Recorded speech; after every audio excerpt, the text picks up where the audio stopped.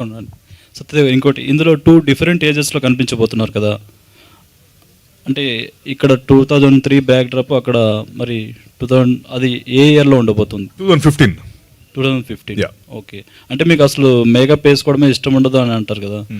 First time మీరు జుట్టుకి రంగేసుకున్నారు ఇందులో. ఓకే. అంటే ఈ మేకోవర్ కష్టాలు ఏమైనా పడ్డారా ఏంటి ఇందులో? ఏం లేదు. అంటే మేకప్ వేసుకోవడం ఇష్టం కాదు. నేను అనేది అంటే ఇప్పుడు యూజువలీ మనం ఎలా ఉన్నాం అలాగా ఆ పాత్ర అలా ఎక్స్పెక్ట్ చేస్తుందంటే ఇట్స్ ఇప్పుడు ఫర్ ఎగ్జాంపుల్ మీకు వర్క్ ఫ్రమ్ హోమ్ వెర్సెస్ ఇక్కడికి రావాలంటే ఒక ఇది ఉంటుంది కదా, వర్క్ ఫ్రమ్ హోమ్ బెటర్ అనుకుంటారు కదా.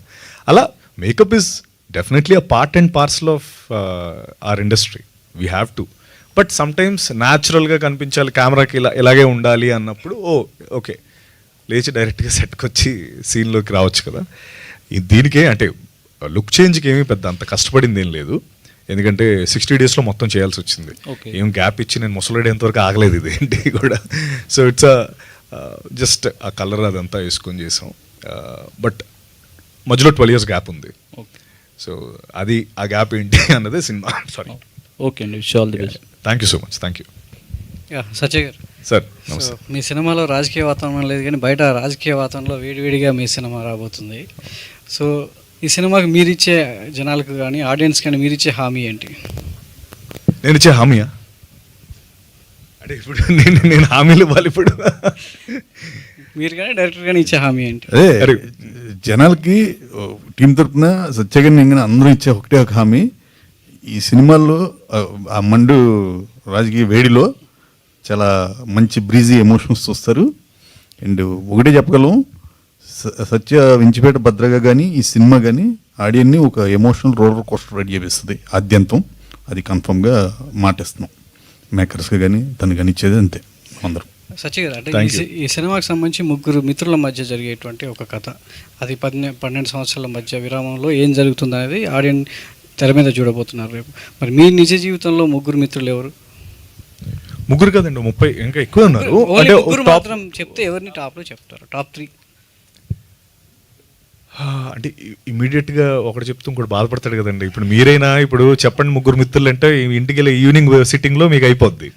సో నాకైనా అంతే. ఇప్పుడు నేను ఇమీడియట్గా ఒక పేరు చెప్పానంటే ఇప్పుడు ఒకటి ఫోన్ ఎత్తడం మానేస్తాడు, ఇంకోటేమో east or west friendship is the best అని మెసేజ్ పెడతాడు. ఎందుకు ఇది?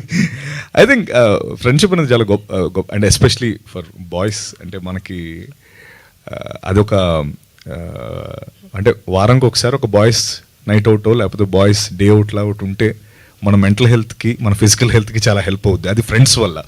అంటే ఫ్రెండ్షిప్ అంత గొప్పది. So there is no doubt.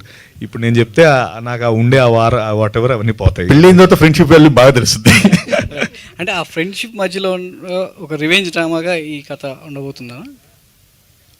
ఏదండి? సారీ. ఫ్రెండ్షిప్ మధ్యలో వచ్చినటువంటి ఒక చిన్న ఇష్యూ వల్ల రివెంజ్ డ్రామాగా మారి అంటే అంతేనండి, అంతే అనుకోవచ్చు. ఇంకోటి, గాడ్ ఫాదర్ తర్వాత మీకు మంచి పేరు వచ్చింది. చాలామంది అగ్ర దర్శకులు కావచ్చు, చిరంజీవి లాంటి అగ్ర హీరోలంతా కూడా మీ నటనని, మీ ఉన్నటువంటి సామర్థ్యాన్ని ఒక స్టార్ హోదా తీసుకొచ్చి పెట్టబోతుందని చెప్పి చాలామంది ప్రశంసిస్తున్నారు. ఆ తర్వాత సత్యజీవులో కథలు ఎంపిక చేసుకునే విధానంలో కావచ్చు, కథలు ఎంచుకునేటప్పుడు ఎలాంటి అంశాలను పరిగణలోకి తీసుకొని మీరు ముందుకు వెళ్తున్నారు? సార్ అంటే ముఖ్యంగా నేను ఎప్పుడైనా 3 విషయాలు అంటే మేజర్లీ నేను చూసేది డెఫినెట్లీ కథ నన్ను ఎక్సైట్ చేయాలి, no doubt about it. Definitely ఇంకోటి డైరెక్టర్ కన్విక్షన్. అంటే అంత గొప్ప కథ వాళ్ళు చెప్తూ అంతే కన్విక్షన్తో చెప్తే ఐల్ బీ సోల్డ్. బేసికలీ కథ పట్ల ఎక్స్ట్రా జాగ్రత్త అనే కంటే ఐ థింక్